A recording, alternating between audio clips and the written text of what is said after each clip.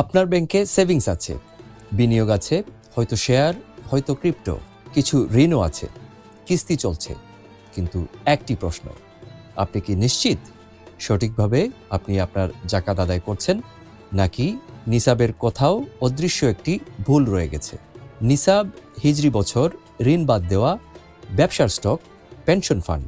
বাস্তবে বিষয়টা অনেকেই যতটা সহজ ভাবেন, বিষয়টা তত সহজ নাও হতে পারে। আজ আমরা জাকাতকে আবেগ দিয়ে নয়, হিসাব দিয়ে বুঝব।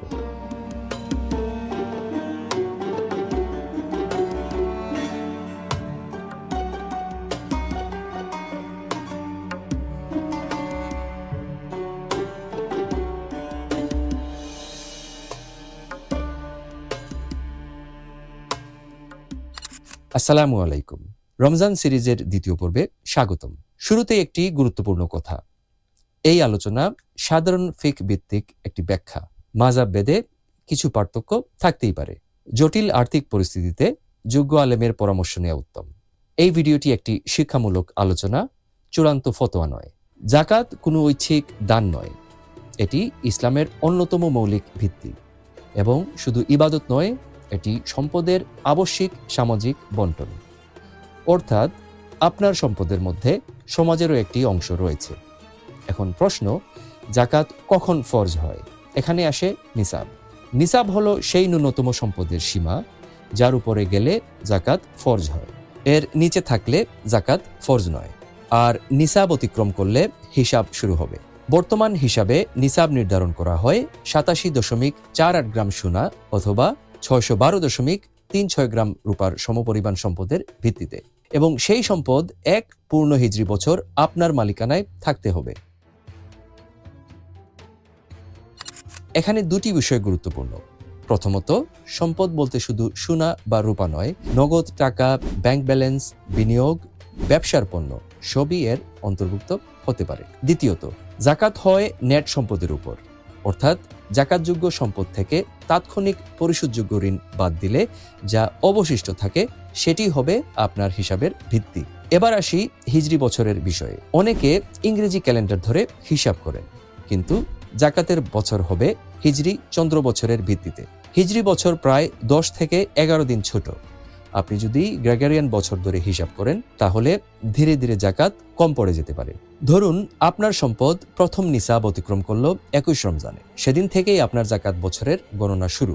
এরপর পরের বছর একই হিজরি তারিখে আপনি আবার আপনার নেট সম্পদ হিসাব করবেন।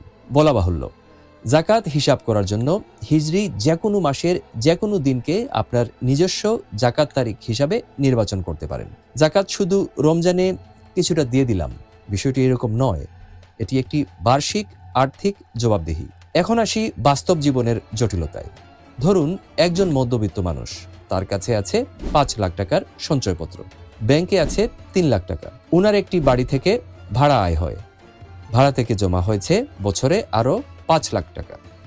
মোট জমা দাঁড়ালো 13 লাখ টাকা, কিন্তু তার ক্রেডিট কার্ডে 5 লাখ টাকা বকেয়া। তিনি মাসে 20,000 টাকা করে কিস্তি দিচ্ছেন। এখন প্রশ্ন, পুরো 5 লাখ টাকা কি বাদ যাবে? সাধারণত না।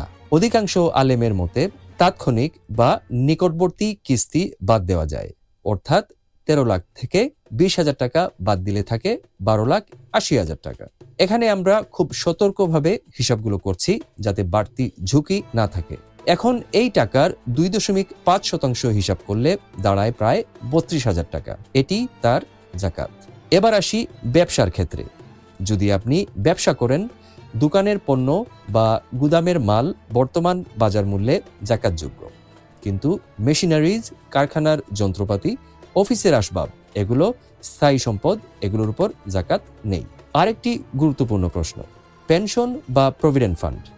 এখানে মূল বিষয় হলো অ্যাক্সেস। আপনি কি এখনই সেই টাকা তুলতে পারবেন? যদি অবাধভাবে উত্তোলন করা না যায় এবং আইনি বা উক্ত প্রতিষ্ঠান কর্তৃক নিয়ন্ত্রিত থাকে, অনেক আলেমের মতে যতক্ষণ না তা আপনার নিয়ন্ত্রণে আসে ততক্ষণ জাকাত প্রযোজ্য নয়।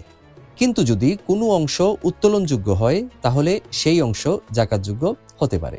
সব সম্পদ একরকম নয়, নিয়ন্ত্রণটাই গুরুত্বপূর্ণ। এবার সম্পত্তির সূক্ষ্মতা নিয়ে আমরা একটু আলোচনা করি।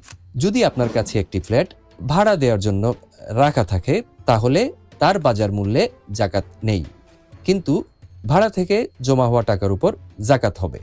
আর যদি একটি প্লট বিক্রির উদ্দেশ্যে কেনা হয় তাহলে সেটি ব্যবসায়িক সম্পদ, সেক্ষেত্রে বাজার মূল্যের উপর 2.5% হারে জাকাত প্রযোজ্য।